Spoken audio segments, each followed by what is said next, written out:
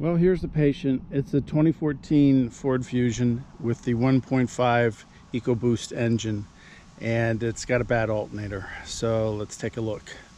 First thing, see if we can get into this. Now, I do have the car hooked up because it completely drained the battery. It was being driven, and it was driven at night, and that combination with an alternator doesn't work, ended up in a drained battery and having to get towed over here. So it's my daughter's car, so I ordered the alternator and I'm ready to install it. Hopefully everything is the right part numbers, and I'll show you how I determined that. So let's begin.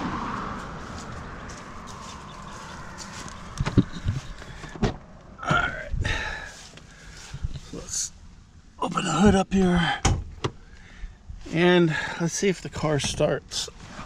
Let's give it a quick test. All right, I wanted to do that because you can hear the problem. So if I get this hood open.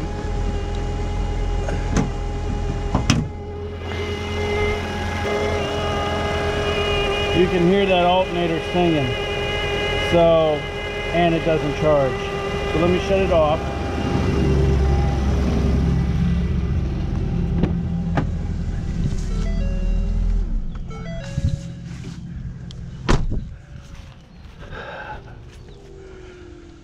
All right, so the good thing on the 1.5s is the alternator is right on top here. So we should be able to get it out, hopefully fairly easily, and we'll check to see if we need anything else. I'm hoping that we don't need a serpentine belt or any tensioners or anything like that, because I didn't get them, but if it is needed, then we'll get it. So let me get set up for that.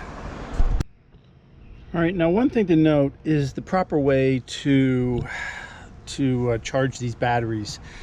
These Fords are extremely smart on how they're determining whether or not they're getting charged, their computers and everything. So the point being is you have to hook this up in a way, the trickle charger, in a way that the computer understands that the battery is getting charged. So the best way to do that, I found, is to hook the positive connector up to the positive side of the battery.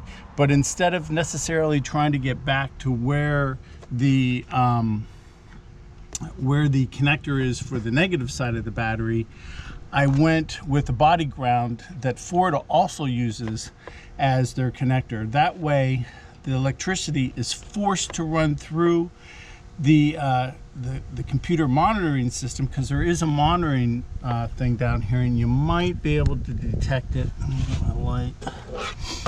There's a old style kind of like amp meter gauge right down here. Let's see if I can get to it over here.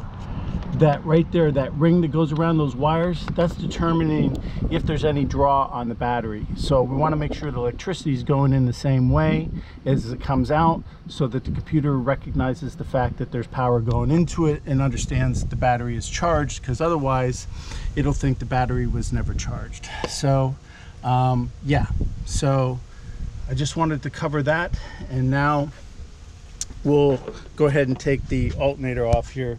The first thing I'm going to do is try to find out where I can get behind a balancer or behind a tensioner. I see the tensioner there. I'm not sure this one moves. It may. If it does, then I'm going to use that one to remove the belt. So let me get set up for that.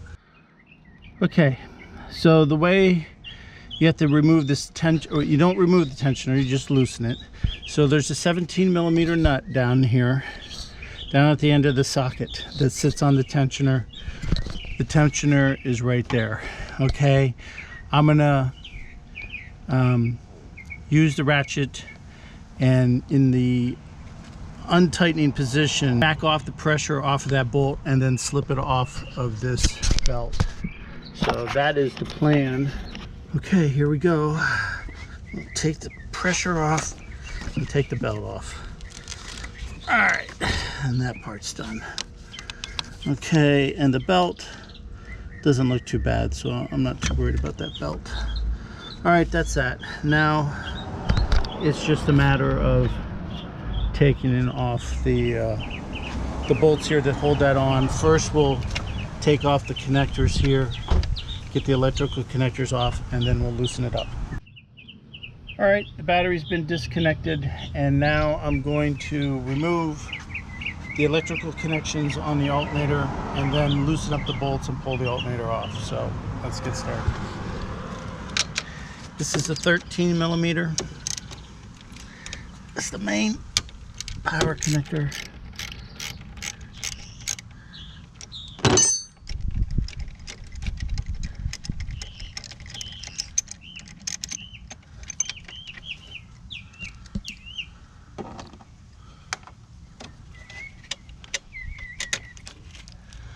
Okay, we got a clip here.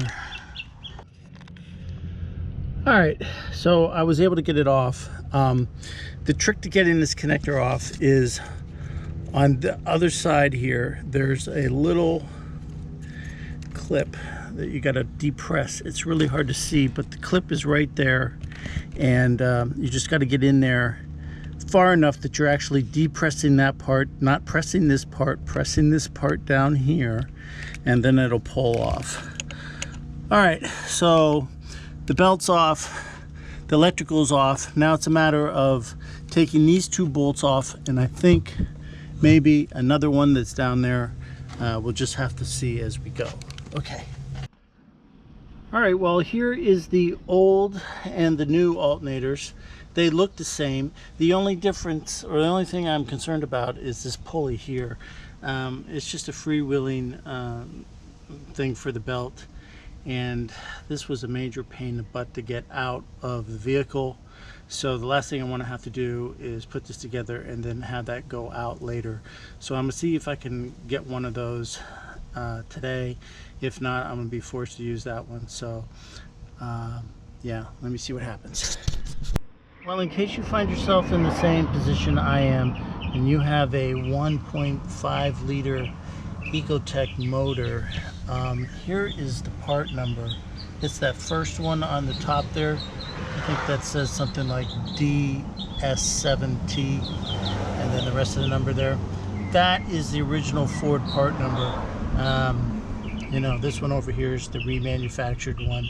So yeah, so there you go. Okay, I got the new pulley and I've already transferred over the parts, but basically there's a spacer on this side and a spacer on the other side that you got to transfer over, plus, you know, these little pieces of the pulley. So there's like 1, 2, 3, 4 pieces that got to be transferred over from one to the other.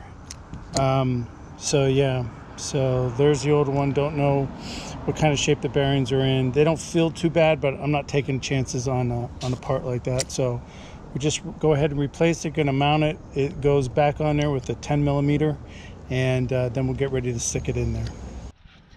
All right, well, I got everything hooked up now. I put the serpentine belt on, and I'm going to show you a diagram that I found. There is no diagram on the car. I'm not sure why.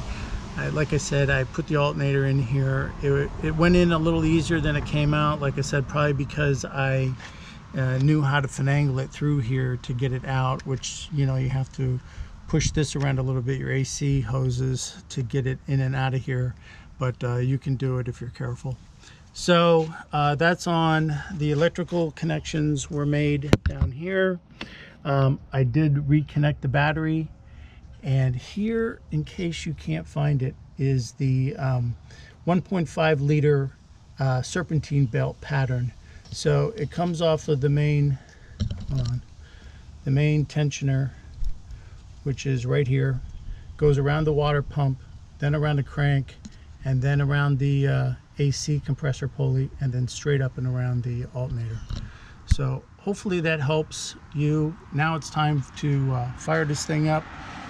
My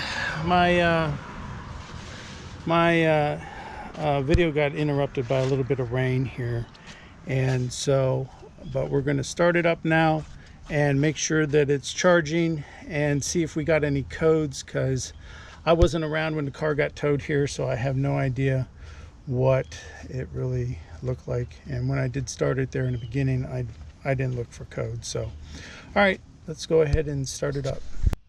Go for it.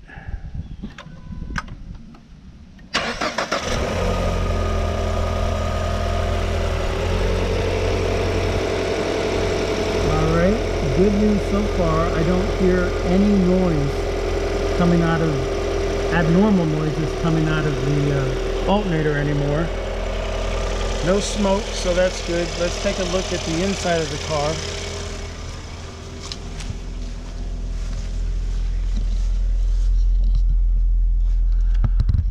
Alright, I don't see anything on as far as like any codes or anything, so I'm gonna say it looks okay.